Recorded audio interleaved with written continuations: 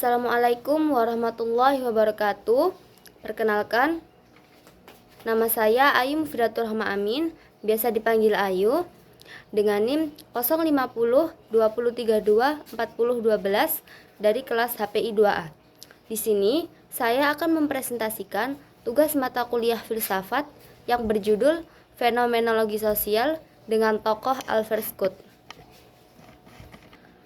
Baik, pertama-tama saya akan menjelaskan tentang kajian utama fenomenologi sosial, yaitu fenomenologi sosial adalah pendekatan dalam ilmu sosial yang menekankan pemahaman pengalaman subjektif individu dalam konteks sosial.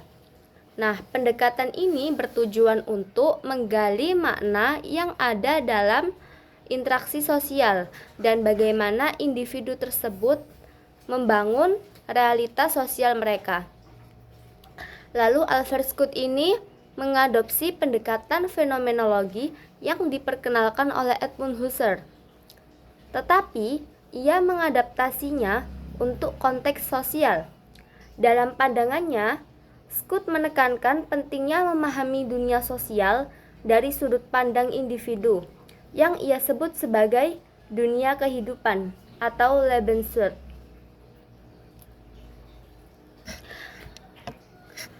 Lalu selanjutnya saya akan menjelaskan tentang biografi singkat Albert Scott, yaitu di kehidupan awal. Albert Scott ini adalah seorang sosiolog atau filsuf asal Australia yang lahir pada 13 April tahun 1899 di Wina, dan beliau meninggal pada 20 Mei 1959 di New York. Ia dikenal karena kontribusinya dalam fenomenologi sosial. Lalu ada pendidikan dan karir. Setelah menempuh pendidikan di Universitas Wina, di mana ia terpengaruh oleh pemikirannya fenomenologi Edmund Husserl tersebut. Lalu Scott pindah ke Amerika Serikat pada tahun 1939 dan mengajar di beberapa universitas termasuk New School for Social Research. Lalu ada kontribusi utama. Ia mengembangkan teori fenomenologi yang fokus pada cara orang memahami dan memberi makna pada pengalaman sosial. Karya terkenalnya ada The Phenomenology of the Social World, memperkenalkan konsep life world atau dunia kehidupan sebagai konteks interaksi sosial. Selanjutnya, saya akan menjelaskan tentang konsep dasar fenomenologi sosial. Di sini fenomenologi sosial dengan tokoh Albert Scott, ia berfokus pada bagaimana individu memahami dan menginterpretasikan pengalaman sosial mereka.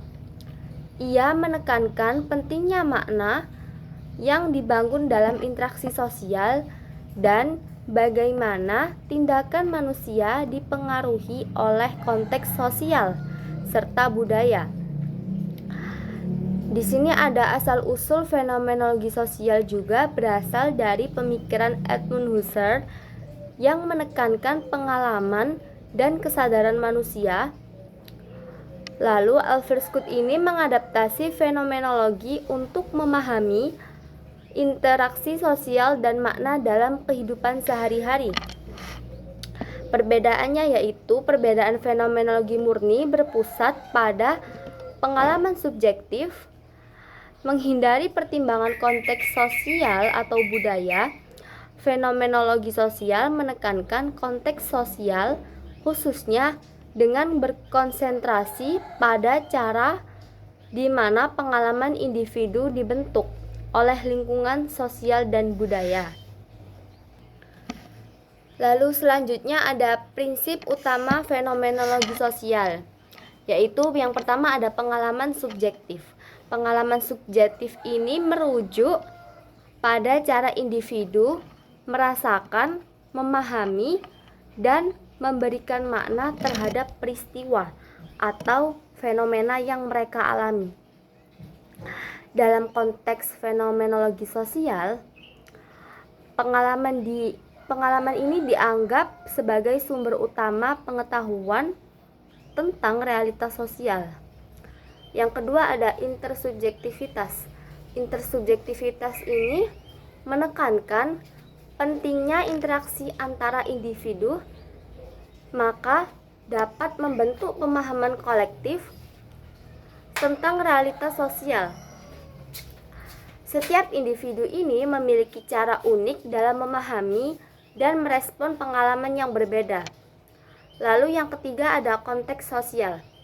Pengalaman subjektif tidak dapat dipisahkan dari konteks sosial, budaya, dan historis di mana individu tersebut berada. Pemahaman tentang pengalaman subjektif dalam fenomenologi sosial memberikan wawasan yang lebih dalam tentang dinamika sosial tersebut. Lalu selanjutnya saya akan menjelaskan tentang pemikiran Alverskutt tentang fenomenologi sosial. Yang pertama ada konsep life world. Nah, konsep life world ini konsep di mana dunia hidup dalam pemikiran Alverskutt. Artinya yaitu elemen penting dalam fenomenologi sosial. Nah, life world ini merujuk pada pengalaman sehari-hari yang dialami oleh individu, termasuk interaksi sosial dan konteks budaya tempat mereka tinggal. Lalu yang kedua ada hubungan dengan pengalaman. Hubungan dengan pengalaman ini atau yang disebut life world mencakup norma, nilai, dan praktik budaya yang ada dalam masyarakat. Pengalaman individu tidak bisa dipisahkan dari konteks sosial ini, karena individu berinteraksi dengan lingkungan sosial. Karena individu ini berinteraksi dengan lingkungan sosial yang membentuk cara mereka melihat dan memahami dunia. Lalu yang ketiga ada struktur sosial dan makna. Nah, struktur sosial dan makna ini proses pembentukan makna dalam interaksi sosial terjadi ketika orang-orang berkomunikasi dan saling berhubungan. Dalam interaksi ini, simbol-simbol yang digunakan memahami arti tertentu yang dipahami oleh individu berdasarkan konteks sosial mereka. Selanjutnya ada yang namanya peran norma dan nilai dalam kehidupan sosial. Yang pertama ada mengatur perilaku. Yang dimaksud yaitu norma sosial memberikan pedoman bagi individu tentang bagaimana seharusnya manusia tersebut berperilaku, serta apa yang dianggap baik maupun buruk. Lalu yang kedua ada mengurangi konflik. Nah, mengurangi konflik ini, maka dengan adanya norma, potensi terjadinya konflik dapat diminimalkan karena individu memiliki acuan yang jelas dalam berinteraksi. Lalu yang ketiga ada membangun identitas. Nah, membangun identitas ini, maka norma dapat membantu untuk membentuk identitas kelompok, di mana individu merasa terhubung dengan nilai-nilai dan aturan yang sama. Lalu yang keempat ada menjaga keteraturan. Norma berkontribusi pada keteraturan sosial, memastikan bahwa masyarakat dapat berfungsi dengan baik.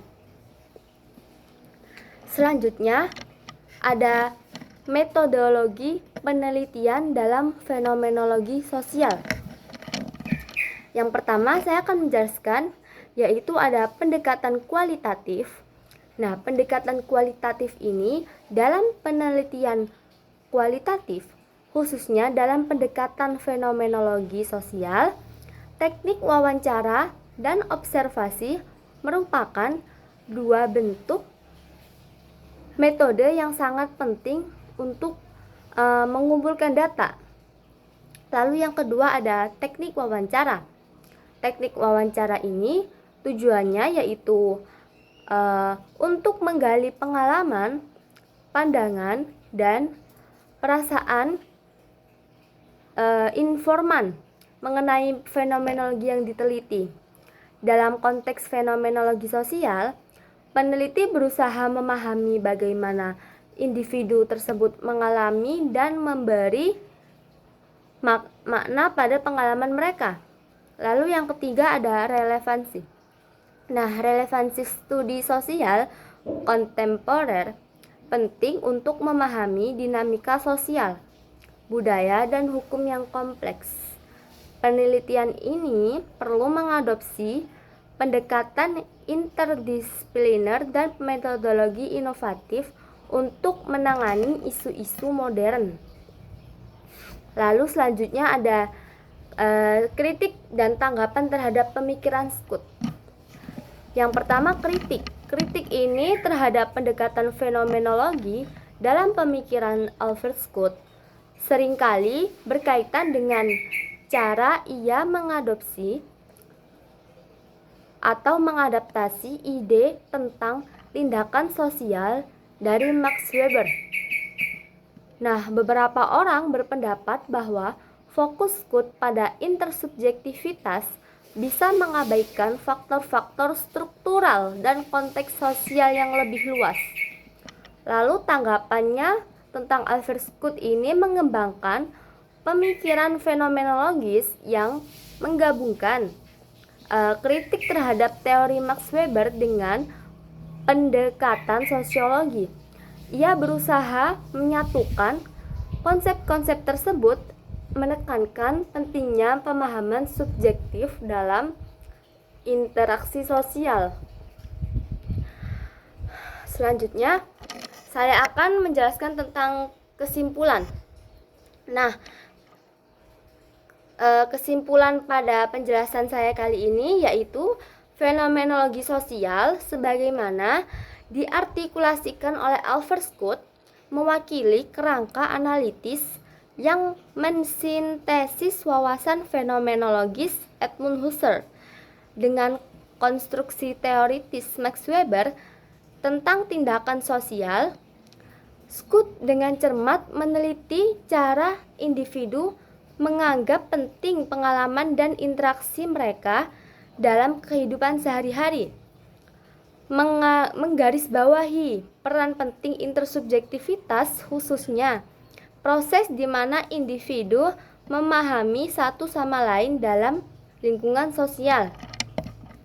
Singkatnya, kontribusi intelektual Albert Scout ini telah sangat mempengaruhi evolusi ilmu-ilmu sosial dengan mendahului perspektif subjektif dan interaksi antara individu sebagai elemen penting untuk fenomenologi sosial. Baik, terima kasih untuk presentasi saya kali ini. Akhir kata, mohon maaf bila ada salah kata maupun perbuatan. Wassalamualaikum warahmatullahi wabarakatuh.